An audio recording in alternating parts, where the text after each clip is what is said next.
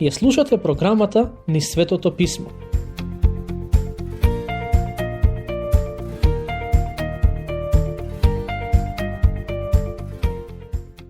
Драги пријатели, денес ќе продолжиме со проучување на глава 19 од книгата Излез.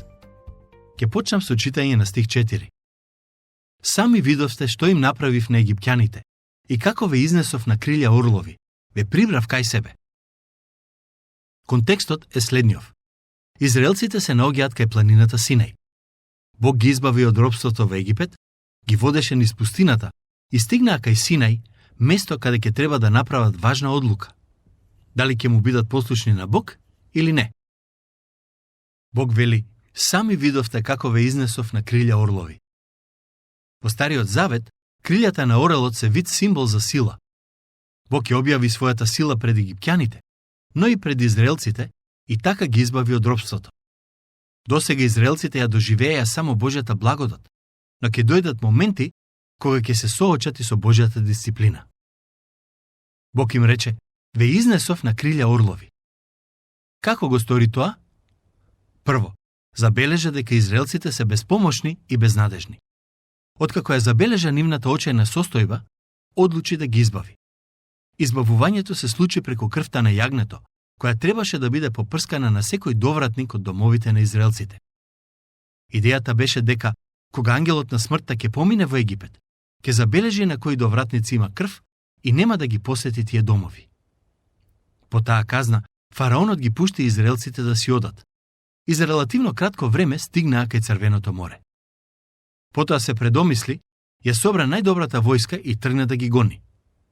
Сигурно ќе ги убиеше, ако Бог не интервенираше со својата сила.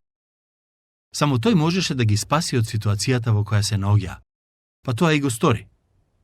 Токму затоа им вели дека ги изнесе на крилја орлови. Околностите во кои се најдоа израелците беа сосема нови за нив.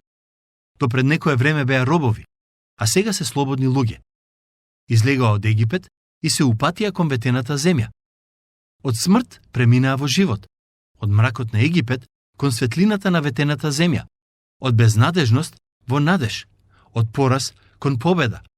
Бог ги донесе кај планината Синај за да им се открие на нов начин.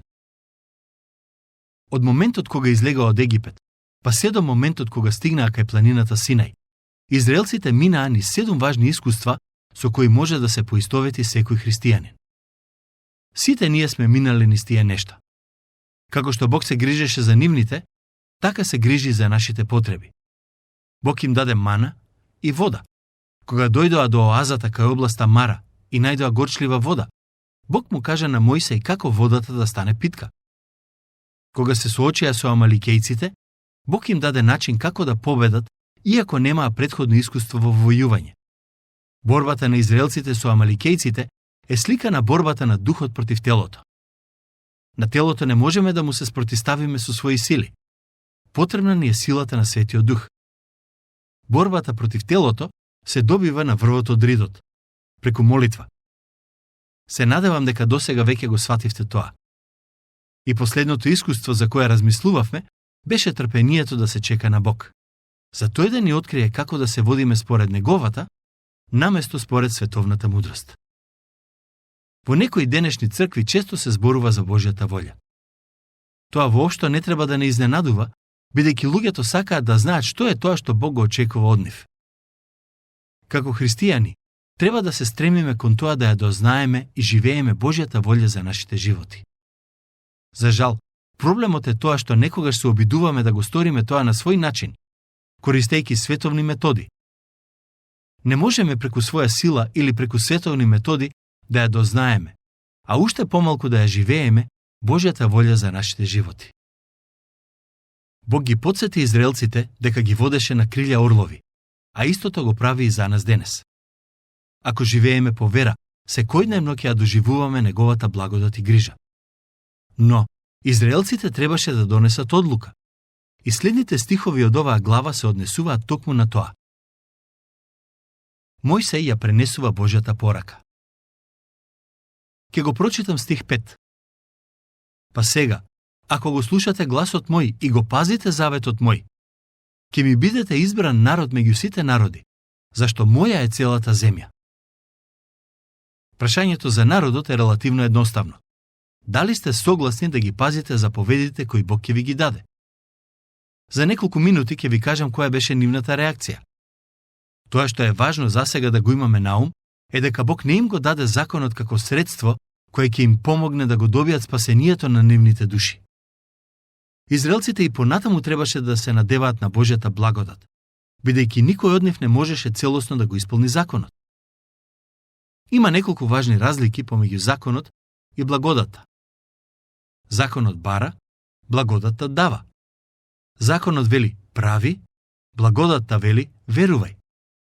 Законот вели труди се, благодата вели надевај се на Божјото дело. Законот се заканува со проклетство. Благодата нуди благослов. Законот го осудува и најдобриот човек. Благодата го спасува и најлошиот.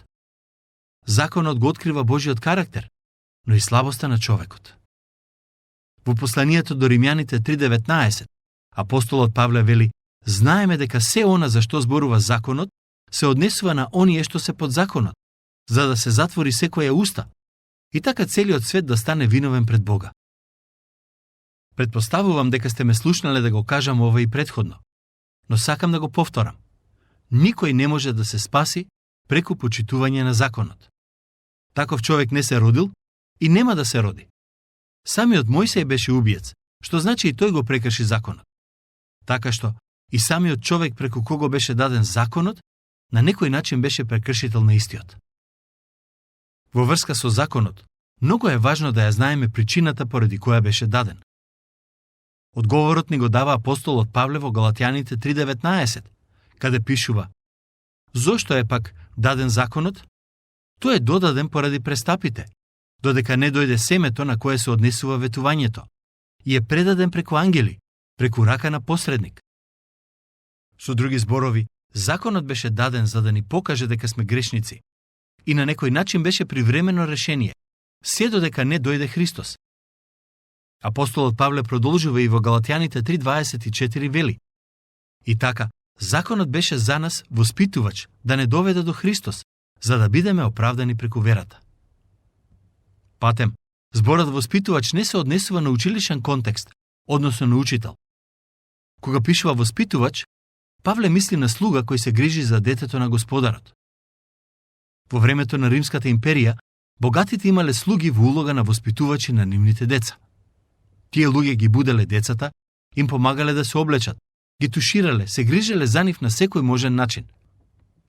Кога детето ќе станало доволно возрасно да може да оди во школа, воспитувачот бил тој кој го носел детето таму и го враќал од школа. Грчкиот збор, кој е преведен како воспитувач, е зборот педагогос, од кого произлегува и нашиот збор педагог. Описен превод на педагогос е некој кој зема дете за рака и го води низ животот. Законот беше нашиот воспитувач, односно педагог, оној кој не фати за рака како мали деца и не донесе кај крстот. Законот е оној кој ни вели: потребен ти е спасител бидејќи си грешен. Тоа е главната цел и причината поради која Бог им го даде законот на израелците. Слушнете каква беше нивната реакција. Стих 6. И вие ќе ми бидете царство на свештеници и свет народ. Тоа се зборовите што ќе им ги кажеш на синовите израелски. Како што забележувате, Божјата првична идеја за израелскиот народ беше сите тие да бидат царство на свештеници.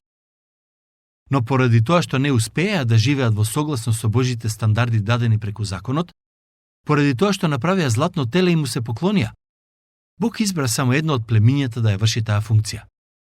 Тоа не значи дека Божјата првична идеја нема да се исполни.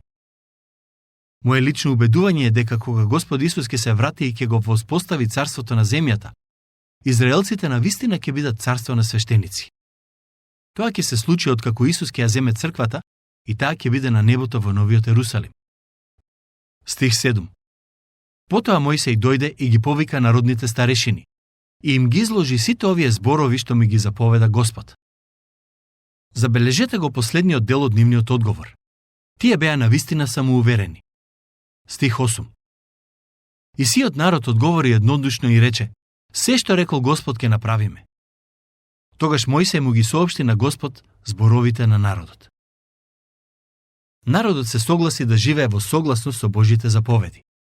Со тоа почна еден нов период од нивната историја, по кој самите тие своеволно се подчинија на Божиот авторитет и неговите стандарди. Како што претходно спомнав, никој не може да се спаси со исполнување на законот, бидејќи никој не може совршено да го исполни законот. Претпоставувам дека израелците не го знаеја тоа, и затоа нивниот одговор беше потврден. Се што рекол Господ, ќе направиме. Знаете што ми е интересно во сето ова? Тоа што израелците воопшто не знаеја што ќе побара Господ од нив.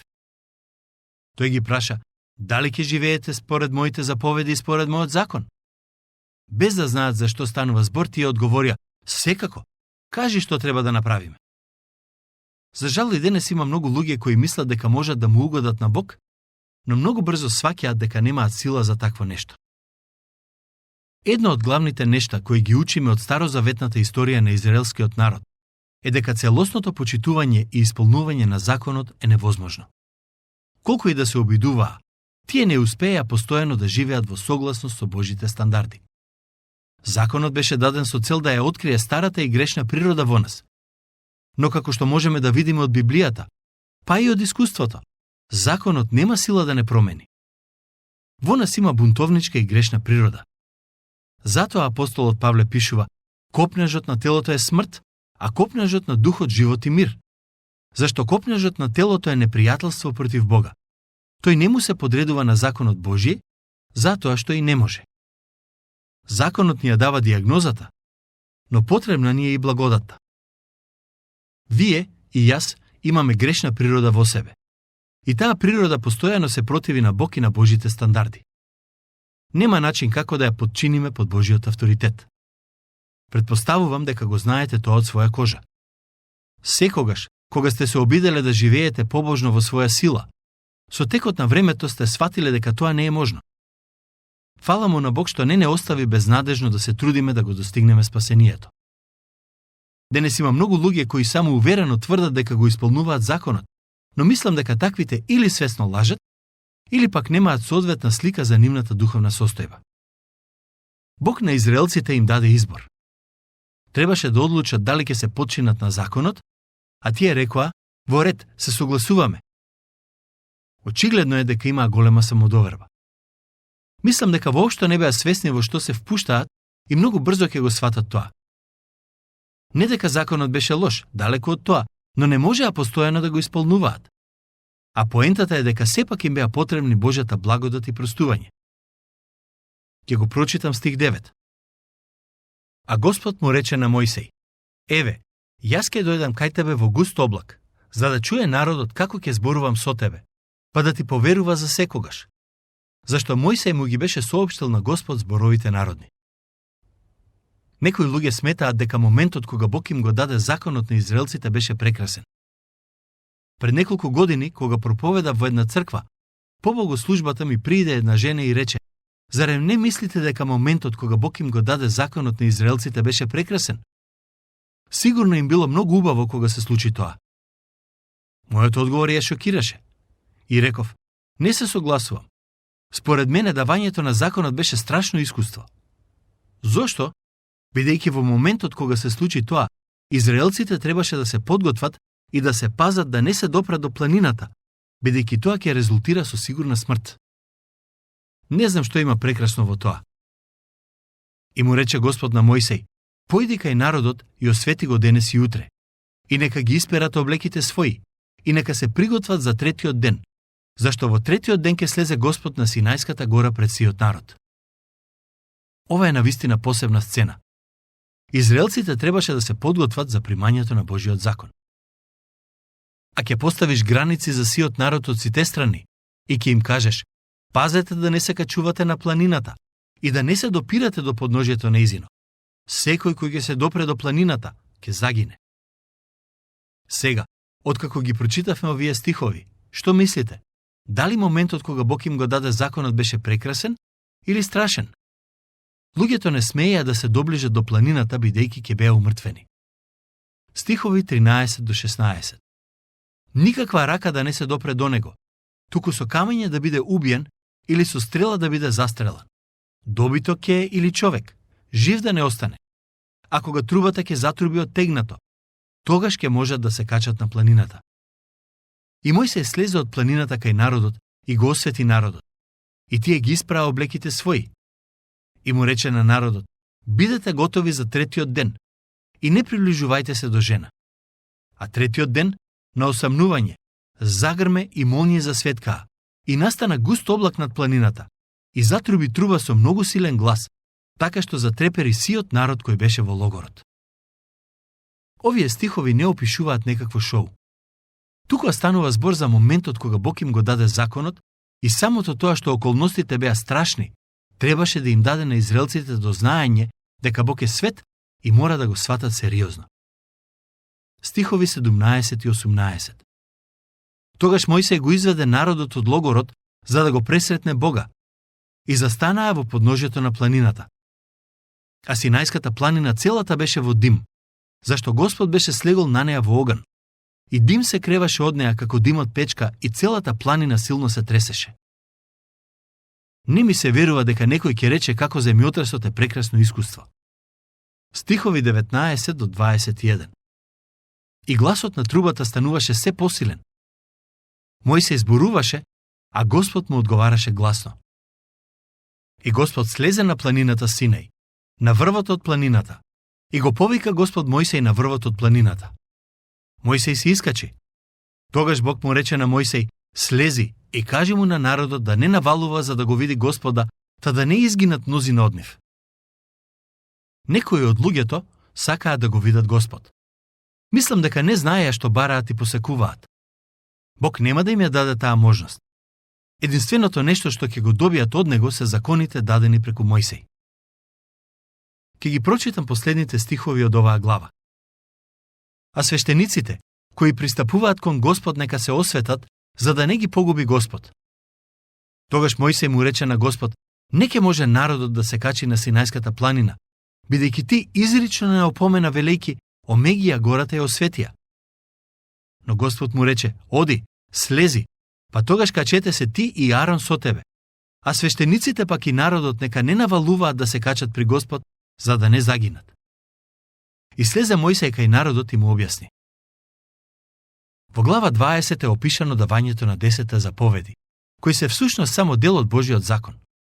Законот кој Бог им го даде на израелците се состоеше од многу делови, меѓу кои и оние кои се однесуваат на изградбата на шаторот, жртвеникот и слично.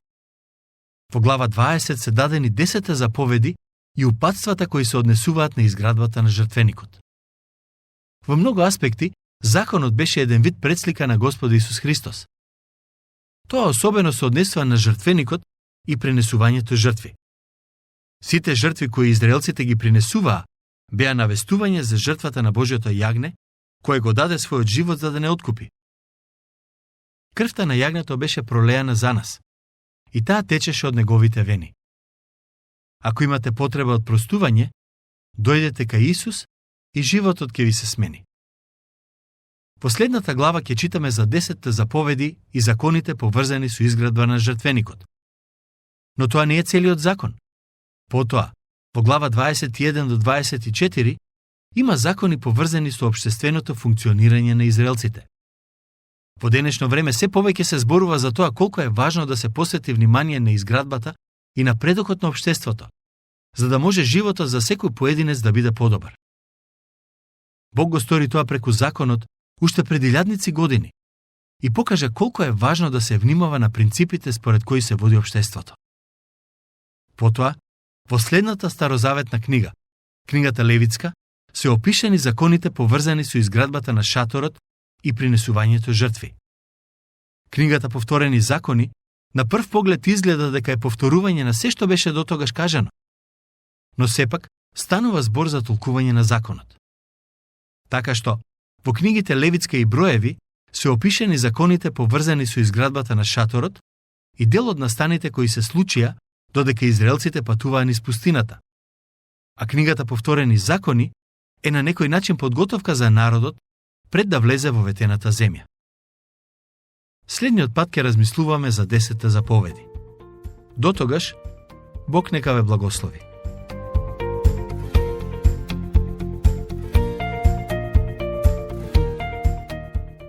Слушнавте емисија од програмата Низ Светото Писмо. Можете да не слушате и преку мобилна апликација на нашиот YouTube канал и на сите познати подкаст платформи, како што се Google, Apple и Spotify. Ако ви се допаѓаат нашите програми, споделете ги и препорачајте ги на вашите пријатели. Бидете слободни да оставите свој коментар или да ни пишете на нашата имейл адреса nizsvetotopисmo@gmail.com. Следете ги нашите страни Низ Светото Писмо Македонија на Facebook и Instagram. Емисиите од оваа серија можете да ги најдете и на нашата веб страна ttb.twr.org.